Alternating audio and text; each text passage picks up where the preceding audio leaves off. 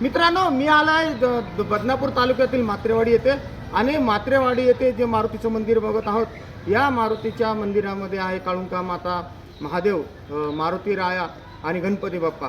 हे मंदिर 1882 मध्ये बांधलं असा या दगडावर उल्लेख आहे. मित्रांनो, मंदिरांचे जीर्णोद्धार प्रत्येक गावी नव्याने होत आहे, कारण की काही जुने मंदिरं पडण्याच्या स्थितीमध्ये आहे, तर काहींना गर्भगृह मोठा करायचा आहे. वास्तू जर चांगली असेल तर गर्भगृहाला मुळात हात लावू नये, आणि जर पडझड होत असेल, झालेली असेल, जीवाला धोका असेल तर नक्कीच अशा वास्तू रिन्युअल करण्यात काही हरकत नाही मित्रांनो.